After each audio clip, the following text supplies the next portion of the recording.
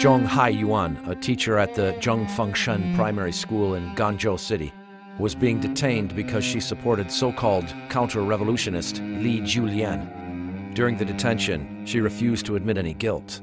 Moreover, she wrote on the prison wall, "Down with Hua Guofeng," the then Chinese Communist Party leader. As a result, Zhong Haiyuan was also classed as counter-revolutionary and sentenced to death. On April 30th, 1978, she was tied up, paraded on the street, and then taken to the execution site to be executed.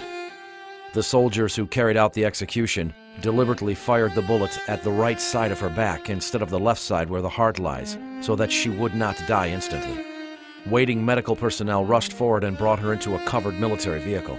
On the surgery table temporarily set up for the purpose, they quickly took her kidneys while she was still alive. One of the kidneys was soon transplanted into the body of a senior official's son in Nanchang No. 92 Field Hospital. Over 30 years have passed since then. With the reform and open-door policy, China's economy has grown rapidly. At the same time, induced by huge profits, the number of organ transplants has also increased astonishingly. Especially since 1999, there has been an explosive increase in the number of organ transplants in China. According to official figures, the annual number of organ transplants reached nearly 20,000 in 2006, ranking it number 2 in the world. Moreover, people who could receive organ transplants have expanded from the privileged senior officials of the Chinese Communist regime to rich people who could afford the high price. Before 2007, as long as one could afford a few $100,000 Chinese yuan, many large hospitals in China could offer the shortest waiting time for organs. In the 6 or 7 years since year 2000, the waiting time publicly declared by some hospitals was 1 to 4 weeks, or even several days. Many large hospitals carried out multiple transplant surgery at the same time, day and night without stop. Behind these astonishing figures hides a serious question. In China, where are these massive number of human organs coming from? In the 21st century today, does the tragedy suffered by Zhong Haiyuan, whose organs were harvested while alive, still go on?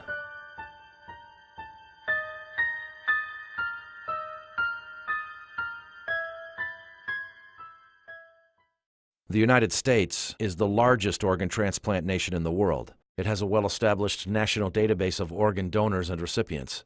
It also has a highly effective shared network for nationwide organ transplants. About 80 million people voluntarily agree to donate their organs after their death. At the same time, the number of organ donations from relatives is also very large. Even with a system like this, the average waiting time for organ transplants in the U.S. is still quite long. The heart, about 8 months. The liver, 26 months. And the kidney, 37 months. Why is this? Because the organs used for transplants must be from healthy people. Moreover, the organ's ischemia time during the transplant must be very short. The kidney requires less than 12 to 24 hours. The liver is 12 hours, while the heart is 4 to 6 hours.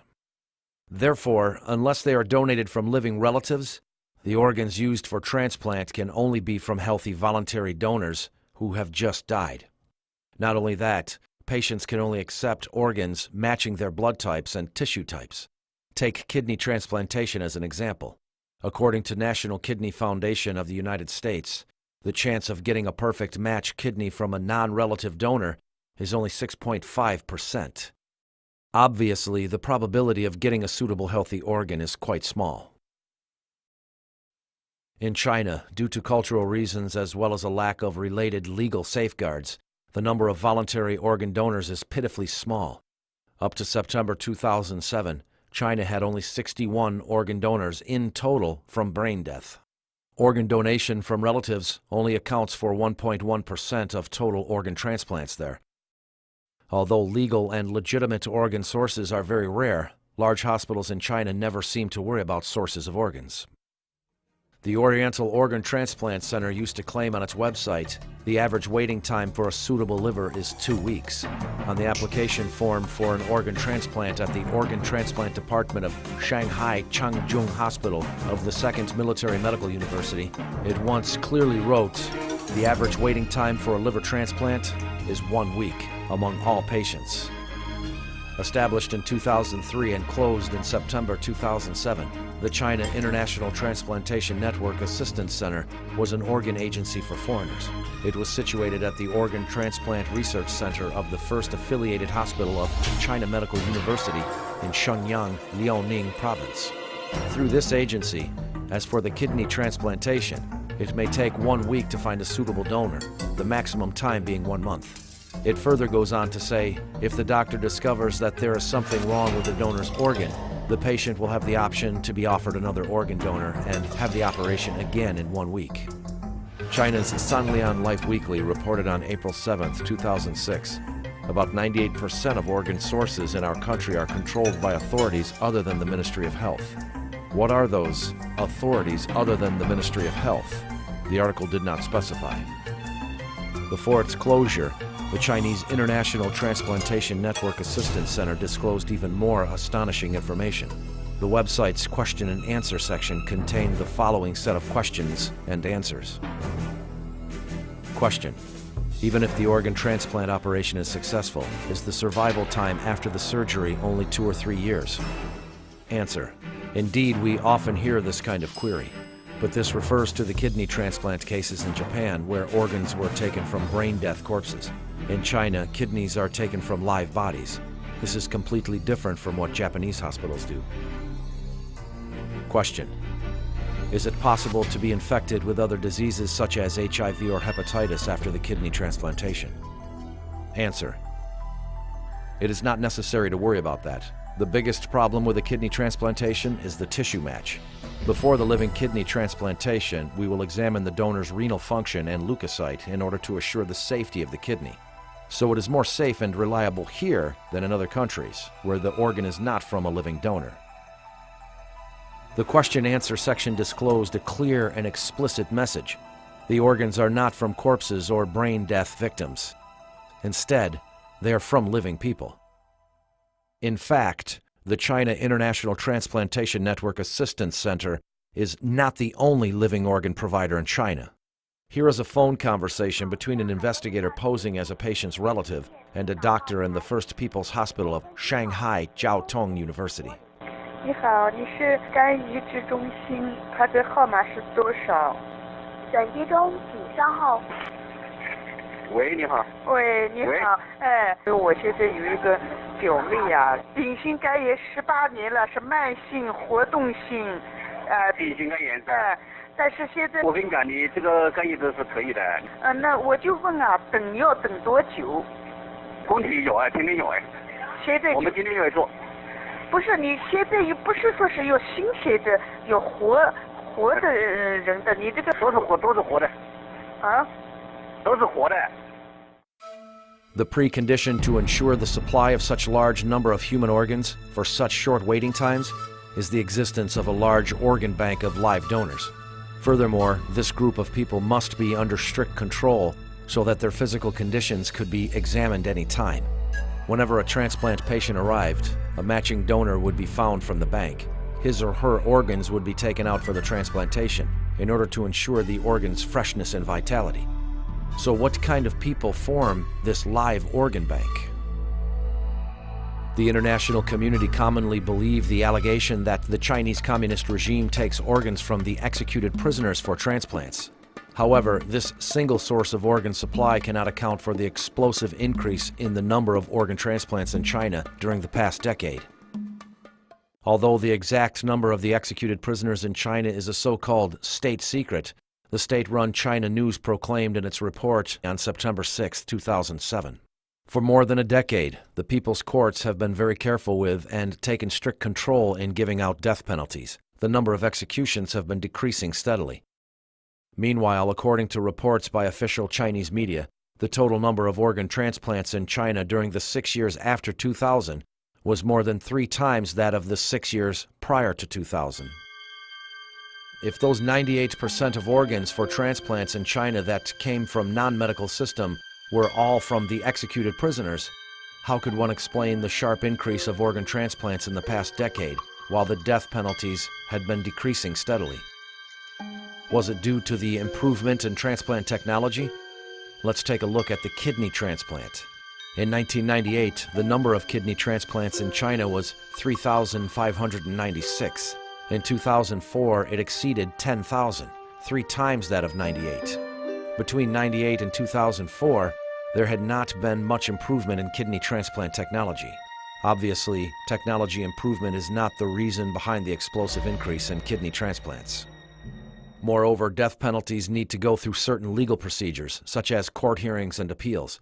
Prisoners could not just be sentenced to death and their organs taken when transplant patients came. Then, what group of people could be subjected to organ harvesting and their lives taken so conveniently and speedily? Other than the prisoners on death row, who were these large group of people that were forced to live between life and death? For decades, the Chinese Communist regime have consistently denied allegations from the international community that it harvests organs from the executed prisoners. However, in 2005, at a World Health Organization conference in Manila, China's Deputy Health Minister Huang Jiafu publicly admitted for the first time that the majority of China's transplant organs were from the executed prisoners.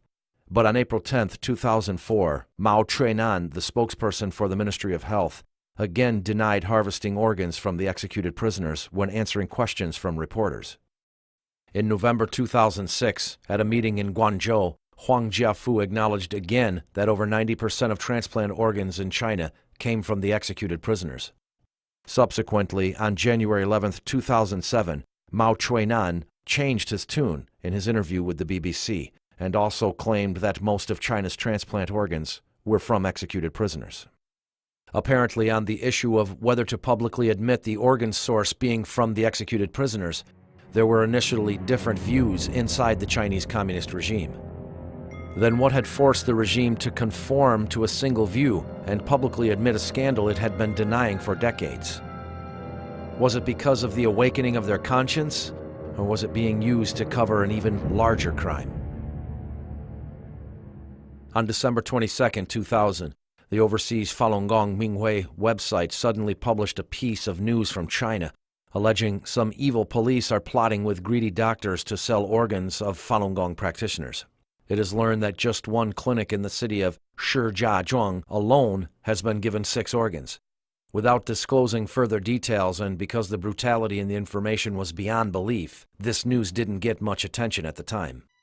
5 years later, on March 8, 2006, an anonymous former Chinese media reporter in Japan told the U.S. Epoch Times that there existed a special place in Sujiatun district in Shenyang, Liaoning province, where large numbers of Falun Gong practitioners was secretly detained. These practitioners would eventually be killed and their organs taken for transplants. 您估计大概有多少法轮功学员被关押在里面？我不能很确切的说这么一个数字，因为经常性有变动，但是在当时吧，所得到的数据呢，应该是有6000人，但是什么时候？当时是在2年前左右吧，也就是2004年。左右的那个时间里面。他们是在里面，可能是在被强迫转化、被打、被关押，在生命垂危的时候，然后器官被取出来、被移植、被卖，是可以这么理解吗？对，我认为是这个情况，但是，他们一定是在一种什么样的一种情况下，是被迫的，就是说，或者说是在毫无知觉的情况下，上了手术台，取出了他们的脏器。我认为是这种情况。这些人还有出来的可能性吗？我只能在心里祈祷着他们能够出来，他们能平安地回到他们家人的身边。9 days later, a former employee of Liaoning Provincial Thrombosis Treatment Medical Center at Sujiatun disclosed more details about this secret detention center to the Epoch Times. She said that this secret detention center was actually situated inside the hospital where she worked. The exact address is 49 Shusong Road, Sujiatun District, Shenyang. In this hospital, shocking atrocities of large-scale organ harvesting from living Falun Gong practitioners, such as kidney, liver, and cornea took place. Her ex-husband took part in cornea removals from live Falun Gong practitioners. 我的前夫曾经参与过摘除法轮功学员器官的手术，他是一名脑外科医生。参与摘除法轮功学员眼角膜手术，包括部分在法轮功学员活体上摘除眼角膜。我的家人告诉我说，他说你不知道我有多么痛苦，因为这些法轮功学员是活的。若从死人身体上摘除器官，这还好说，可这些人都真的还是活的。这些事情都是秘密进行的。我们医院参与的医生很多是从其他医院调过来的实习医生。这些人的器官被摘除以后，有的人就直接被丢进焚尸炉中火化，没有留下任何痕迹。 After the second Sujatun witness came forward, another 10 days passed amid shock, anxiety, and speculations. Surprisingly, the Chinese Communist regime, that is usually very sensitive to the international media, kept quiet for 3 weeks on such sensational accusations. On March 28th, the Chinese Foreign Ministry spokesman Qin Gang denied the Sujatun incident at a regular press conference, calling the accusation deliberate fabrication and wicked slander. Qin also invited foreign media to visit Sujatun and conduct their own investigations. Perhaps as a response to the Foreign Ministry statement, 2 days later, a man who identified himself as a veteran military doctor in the Shenyang military region wrote to the Epoch Times to confirm the existence of the Sujatun concentration camp. He further alleged that Sujatun was just one of several dozen such concentration camps across China. A month later, this veteran military doctor wrote to the Epoch Times again, disclosing more detailed information on organ harvesting of living Falun Gong practitioners. He said during the detention, real names were used for Falun Gong practitioners and other detainees, but when it came to organ transplant, fake names were used. In other words, false identities were created, and the information about these fake people was quite complete. Moreover, these people would have signed voluntary organ donation forms. Of course, the signature was faked as well. I had encountered over 60,000 of these documents with falsified signatures. All of them said that the individual voluntarily agreed to donate some kind of organs for transplant and was willing to undertake all the consequences. There were even signed forms expressing their willingness to donate their hearts for transplants. Many signatures were the handwriting from the same person. The time limit for keeping these documents was 18 months. Then they must be destroyed. This veteran military doctor continued. Many people concentrated their attention on the official organ transplant figures. In reality, the number of organ transplants carried out underground was many times more than the official figures. The organ transplants are managed by the military, so attentions must be concentrated on many military facilities. Those are the true concentration camps. This explosive news exposed such brutality that many people may find it difficult to believe. However, looking at atrocities committed by the Chinese Communist regime in history, this is not impossible. The first kidney transplant surgery in Communist China was done in 1960. Since then, it has become a routine practice to take organs from living prisoners to meet the needs of senior officials from the party, the government, and the military. 你像这个江西的中海源。 Like Zhong Haiyuan in Jiangxi province, her kidney was taken while still alive in order to carry out the kidney transplant for a military pilot. Zhong Haiyuan had her kidney taken as a political prisoner. In other words, in the system of the Chinese Communist regime, once someone is labeled as a political prisoner, an enemy of the party or the state, no method used against them is considered excessive. Then, when Falun Gong practitioners are being persecuted, they fall into the same scenario. The regime has used every means in its disposal to demonize Falun Gong and sees it as its biggest enemy. Therefore, in the society, everyone knows that the Chinese Communist regime has regarded Falun Gong as the enemy. On October 9th, 1984, the Supreme Court, the Supreme Procuratorate, Ministry of Public Security, Ministry of Justice, Ministry of Health, and Ministry of Civil Affairs jointly issued a document titled Temporary Provisions on Using Bodies and Organs of the Executed Prisoners. The document clearly stipulated that organs from 3 types of the executed prisoners could be used for transplants. The regulation provided legal backing for harvesting organs from the executed prisoners. More frightfully, it broke the moral bottom line of people involved, such as police and doctors. When body parts of certain people are legally defined as industrial raw material, the defense and respect for the human body becomes non-existent. When they went to appeal to the government, many Falun Gong practitioners destroyed their ID cards to avoid implicating others. When arrested, they would also not give their names or where they are from. Therefore, to the Chinese Communist regime and those people who want to take organs from living people, these practitioners become the most suitable targets for organ harvesting, as their disappearances would not be discovered or reported. Without a doubt, organ transplantation is a highly lucrative business. The Organ Transplant Center of the People's Liberation Army No. 309 Hospital claimed on its website, "Our transplant center makes most money for clinic department. From January to June of 2004, income was 13.57 million yuan. This year, 2004, it is likely to exceed 30 million yuan." According to an article in the Southern Weekend, on July 18, 2007, the Oriental Organ Transplant Center in Tianjin made huge profits. Liver transplants alone brought the center at least 100 million yuan a year in income. In September 2006, the new building for the Oriental Organ Transplant Center, costing 130 million yuan to build, opened for business with 500 beds. The explosive increase in China's organ transplants started with the persecution of Falun Gong in 1999. The Sujiatun incident and the inside information disclosed by a veteran military doctor from Shenyang made people realize for the first time that body parts from innocent Falun Gong practitioners might have become the raw material for this industry. After the Sujiatun incident came to light, representatives from the U.S. Embassy and the U.S. Consulate in Shenyang were given 2 guided tours of the Thrombosis Treatment Medical Center in Sujiatun, once accompanied by hospital officials, once by officials from China's Ministry of Foreign Affairs. After the visits, they issued a statement declaring that they found no evidence that the site is being used for any function other than as a normal public hospital.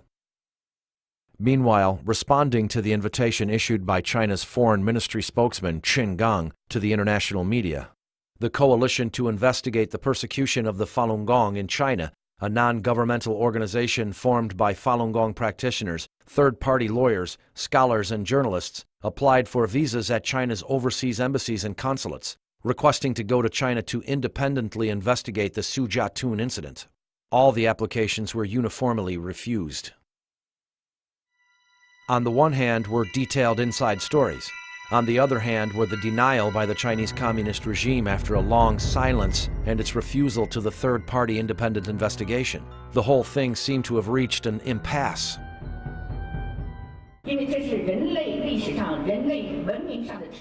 If the world turned a blind eye on such horrific and detailed allegations, it would be a disgrace to all of humanity. Even though the Chinese Communist regime set up many barriers to the independent investigation, people with a sense of justice did not give up. They expanded their focus from Sujiatun to the whole of China and were determined to find out whether the regime really harvested organs from living Falun Gong practitioners. On May 8, 2006, at the request of the Coalition to Investigate the Persecution of the Falun Gong in China, former Canadian Secretary of State for the Asia-Pacific region David Kilgour and renowned international human rights lawyer David Matas formed an independent fact-finding team to investigate the allegations that the Chinese Communist regime had been harvesting organs from living Falun Gong practitioners. On June 2nd, the 2 investigators sent a letter to the Chinese embassy, inquiring about the terms of their entry into China to carry out a truly meaningful independent investigation, free from the Chinese government surveillance.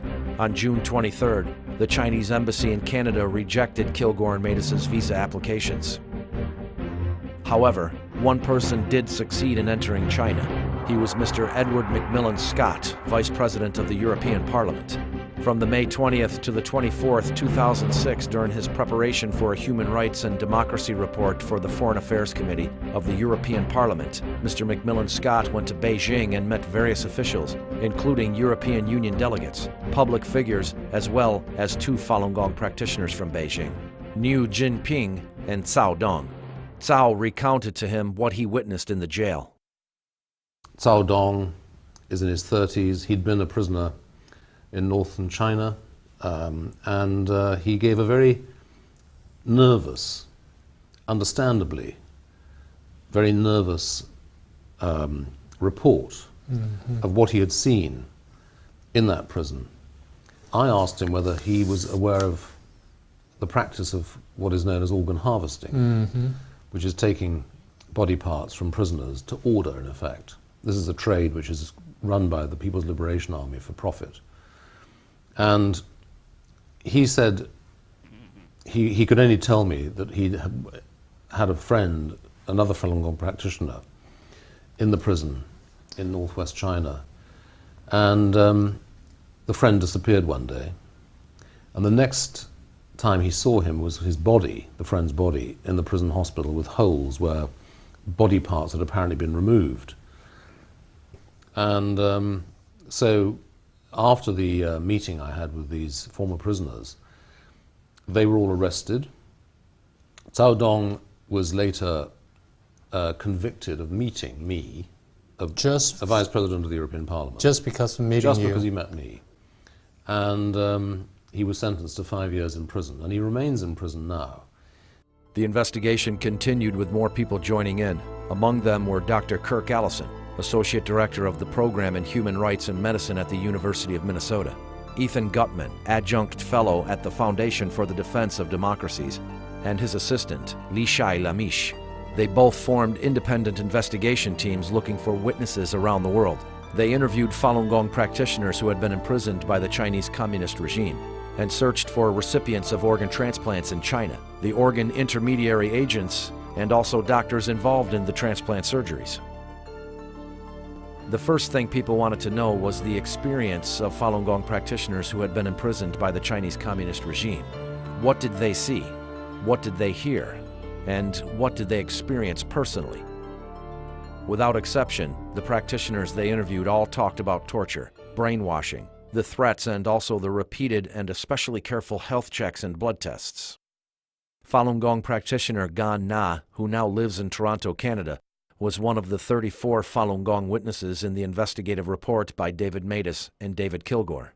Gan Na was from Beijing and used to be a customs official at the Beijing airport. When she was detained for the third time in the Beijing Xinan female labor camp, she was subjected to blood testing, X-ray, ECG, and cornea examination, etc. 那当时我就感觉很奇怪啊，劳教所的那些警察根本就不把我们当人看，那么给我们去做这种全面的体检，我就感觉很奇怪。 Falun Gong practitioner Zhang Yijie, who used to work at the Ministry of Foreign Trade and Commerce, had been detained 7 times. The last time was in June 2001. She was detained in the Beijing female labor camp. 原来我们部里边每半年都要给干部查体一次。那么就像这种常规的肛宫化验，一般的都是那种通常的那种小玻璃管，也就是那量都是一样的。那么我觉得就是在劳教所时候抽血的时候，我觉得量比平时要多，要大得多，而且我们都说怎么抽这么多。 Falun Gong practitioner Zhou Yuan was from Guangzhou. She was illegally detained in the Guangzhou Chateau female labor camp for 22 months from January 2000. After that, she was arrested again and forced to go through all 5 different brainwashing classes in Guangzhou. 转到最后一个洗脑班，因为没有别的肯收的时候，就转到就是因为我本身属天河区的嘛，就天河区那个洗脑班把我拿回去了。就是那个医生就专门带我到医院去检查很详细。 检查得很详细，还有那个脑电图什么，当然抽血那是必然的啦。当时令我觉得很奇怪的就是做那个心脏那心脏的检查，他们做得非常非常的仔细。结果后来又带我去检查，然后检查完了以后，他觉得又要带我再去做那个心脏彩超，所以那时候我就说我心脏也没问题，他们为什么老是在我这心脏上面做文章 ？They would do an X-ray of the chest and the abdomen. They would do a sonogram of the liver and the kidney area. They would do a very large blood sample, and sometimes they would take the blood out and put them in 8 different tubes, which suggests that they're doing tissue typing, that is, testing for diseases, any diseases that would make their organs unusable, also trying to see whether there is a proper blood type and tissue type match for a potential recipient of the organ. Then they were also doing a lot of urine samples to see the health of the kidney function. On the one hand, Falun Gong practitioners were tortured inhumanly.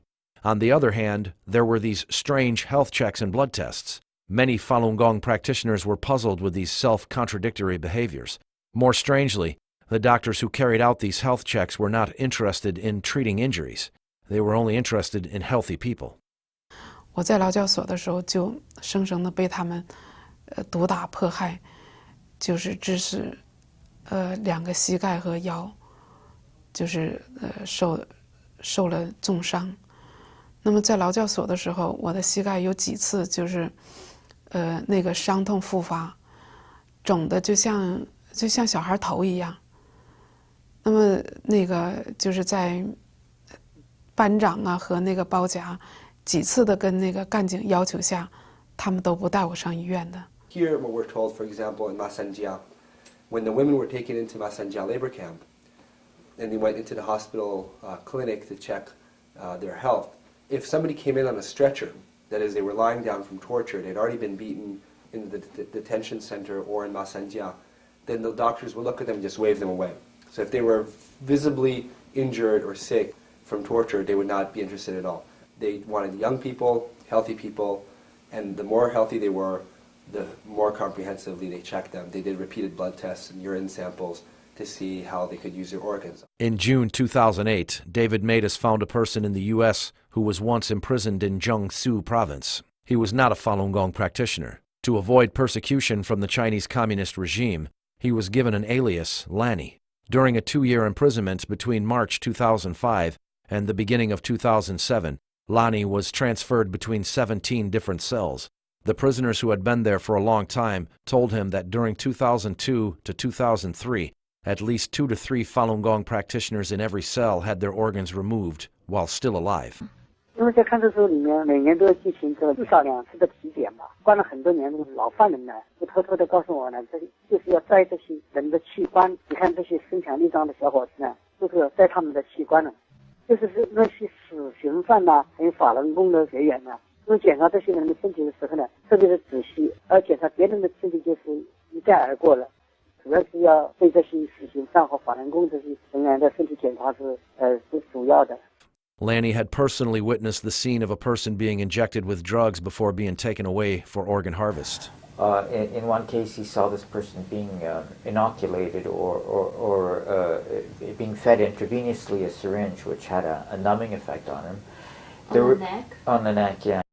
看见亲眼看见的，他人被那个绑起来嘛，5号大把绑起来，躺在墙上嘛，2根锯子，因为他打的麻醉剂，打这么一个大针筒，很大的针筒来。有一个我们那个手，我感觉估计我们3个手指头顶在一起，大针管的，你像里面有半管水，针管的水。然后我们去的时候看到他是有半管针管，等到我们急诊回来，这个针管水没了嘛，他这个人就倒在里边那个墙上嘛，闭着眼睛嘛。There was this white hospital van that was sitting outside all the time. 因为这个车子他开进来嘛，车子开进大院子里面了。你的骑手那个看得到，是白的车子嘛，很大了，比那个他那个车子白车子比救护车大。And the cell leader would tell this fellow Lanny that these prisoners were actually being organ harvested, and that van outside was for that purpose, and the injection was for that purpose as well. In November 2006, Lanny was transferred to another cell in the same prison. The cell also imprisoned a Falun Gong practitioner called Chen.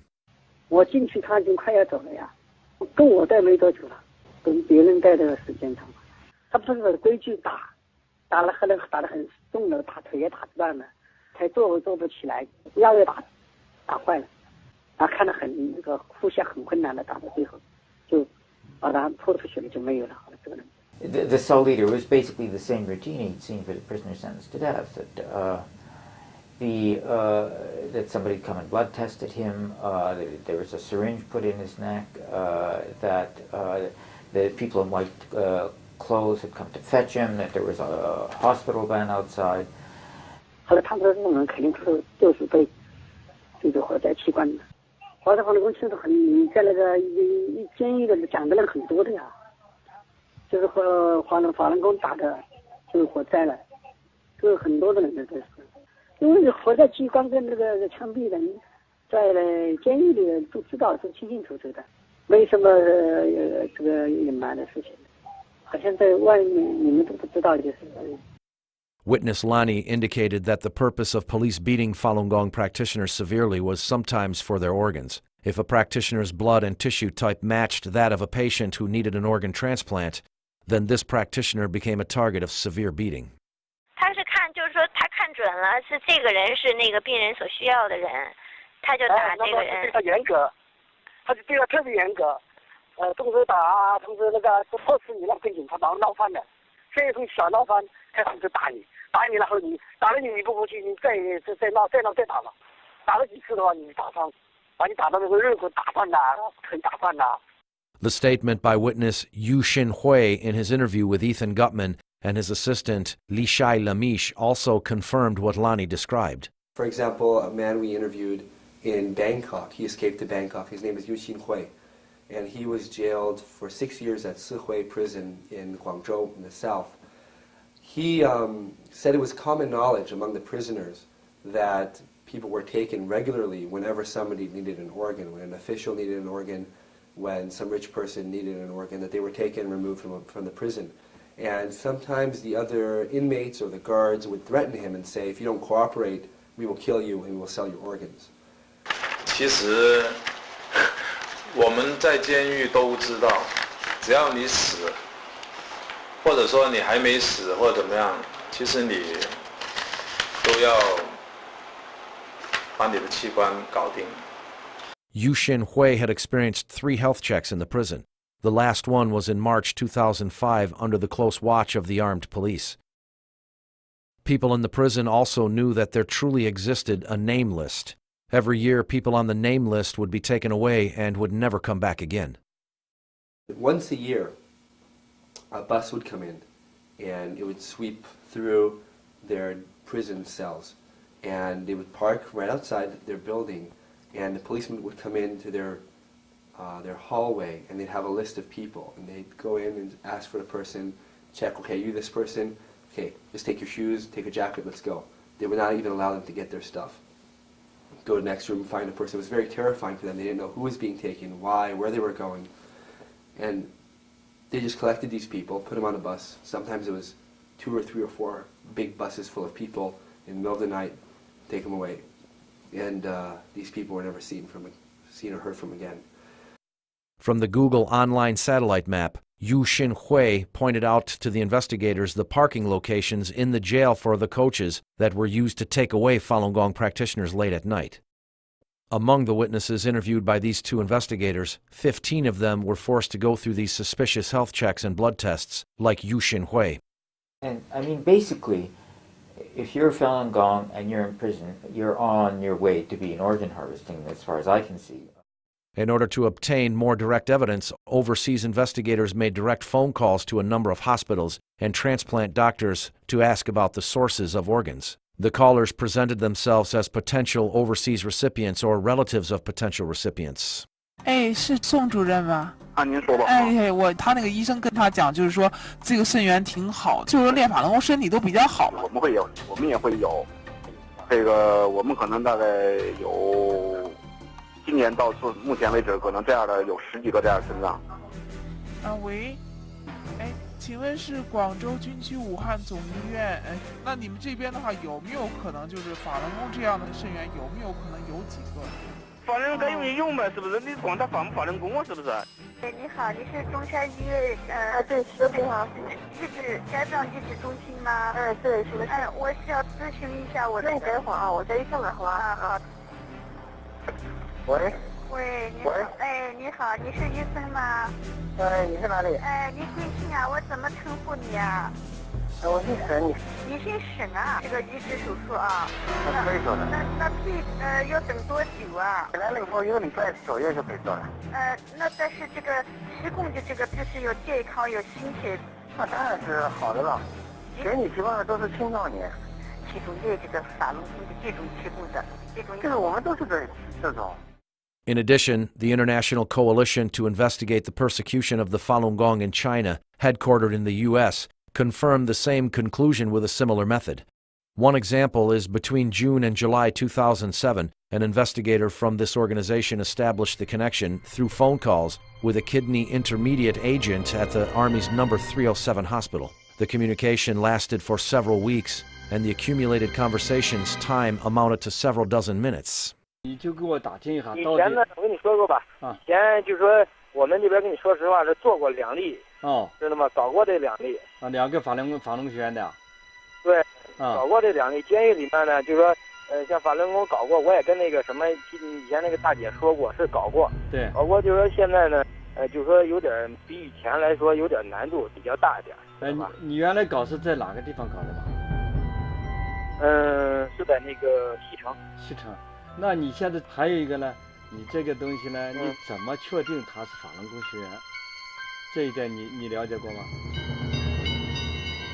怎么确定法轮功学员？到时候我们这边头上面有人会给你出现资料，知道吗？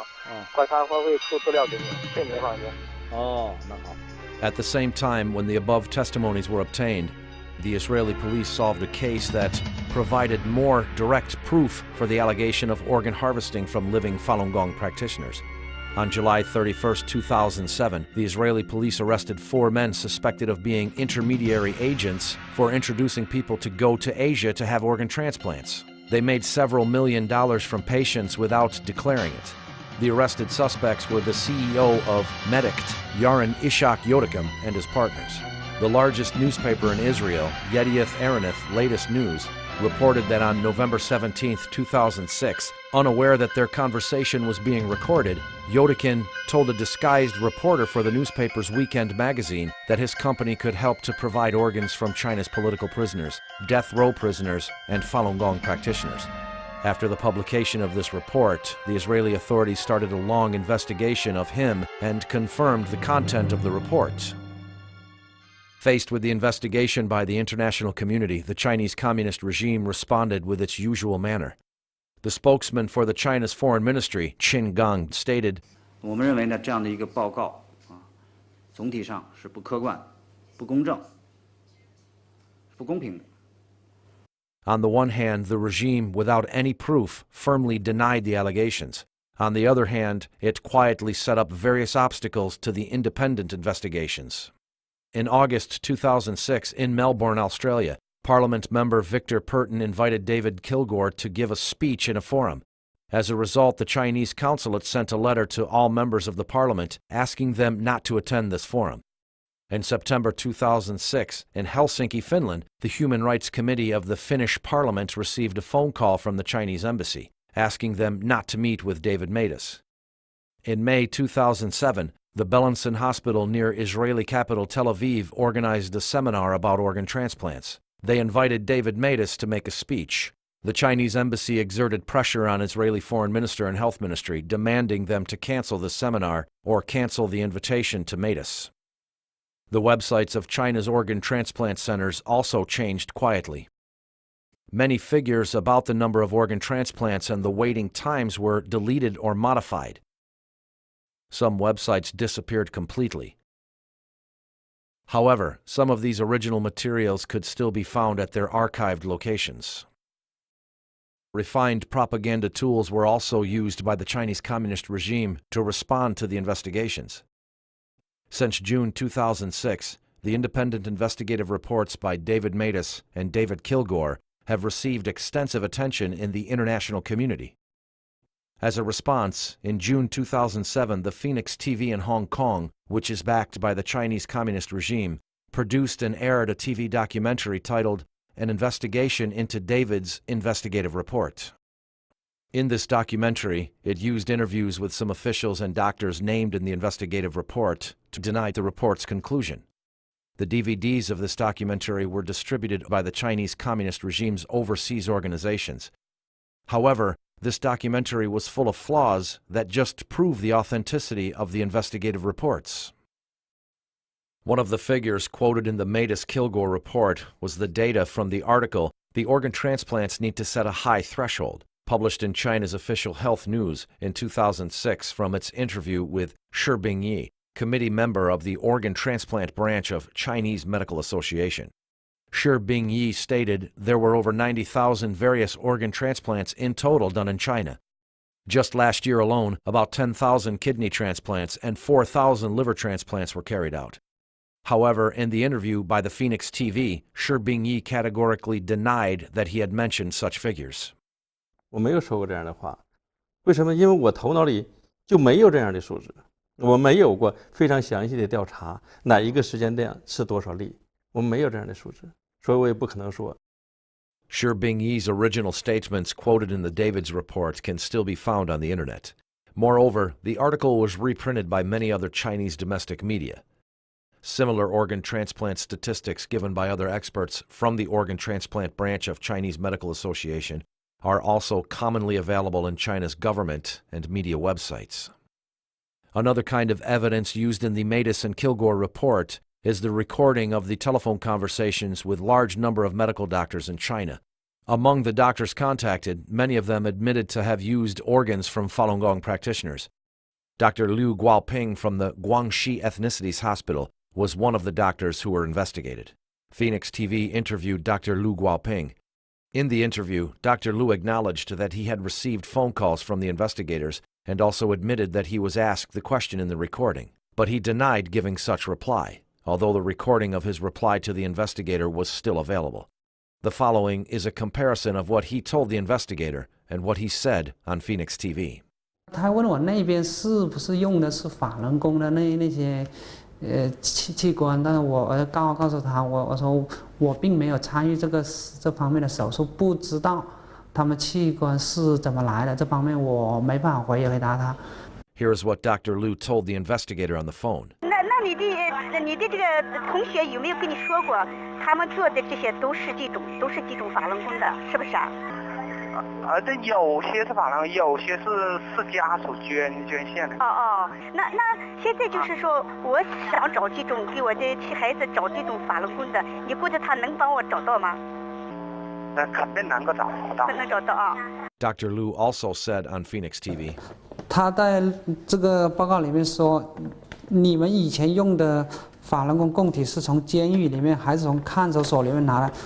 他里面说我的回答是从监狱里面拿的，但是当时我的回答并不是这样，我的回答是我们医院没有这种资质，我本人也没有这种资质，所以不可能拿任何器官。Here is the recording of the phone conversation with the investigator.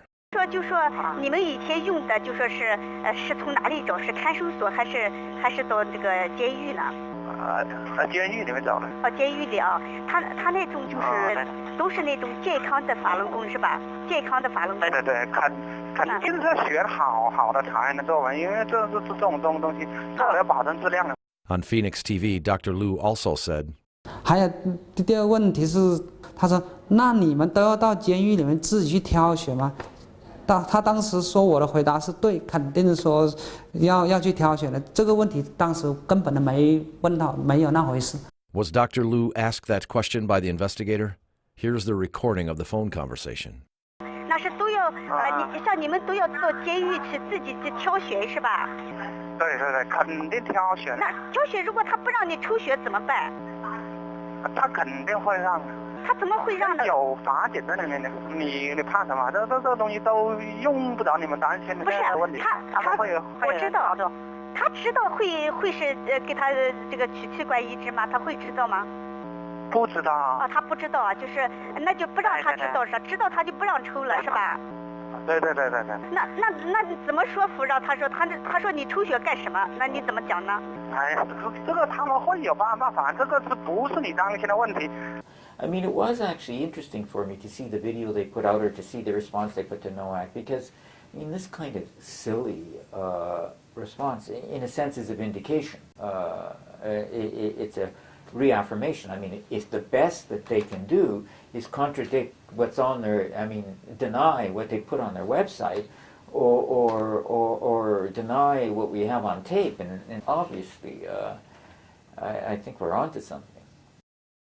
With more and more evidence being reported, many governments and international organizations started to express serious concern about the organ harvesting of Falun Gong practitioners in China. In November 2008, the United Nations Committee Against Torture held its 41st session in Geneva. The summary report by the committee specifically demanded the Chinese government to explain the massive increase in China's organ transplant surgeries since the start of the persecution of Falun Gong and the unexplained source of the huge organ supplies. It also demanded the Chinese government to carry out an immediate investigation into the issue, prosecute and punish all personnel involved. In fact, the revelation of this atrocity was originally from a small incident which occurred on the operating table when removing an organ from a living Falun Gong practitioner. On April 13, 2006, the female witness of the Su Jiatun incident, the wife of a doctor who was involved in removing corneas from living Falun Gong practitioners, told the following true story in the form of a recording at the press conference in the U.S. National Press Club. 我丈夫有记日记的习惯，他的日记里有一篇日记是这样写的：当这个病人昏厥之后，他用剪刀绞开这个病人的衣服的时候，从衣服的口袋里掉出来一包东西，他打开一看是个小盒子，里面有个圆的做法轮的那个护身符，上面有个纸条，写着祝妈妈生日快乐。祝妈妈生日快乐。我丈夫受了很深的刺激。 This Falun Gong practitioner whose organs were removed while unconscious would never know that this small incident which occurred at the point of her death awakened this doctor's conscience, leading to the revelation of this atrocity. However, to end this evil atrocity completely, we need an awakening of many more people's conscience. This unprecedented enormity has placed many innocent lives between life and death. Faced with this crime, each person's choice would place the conscience of humanity between life and death.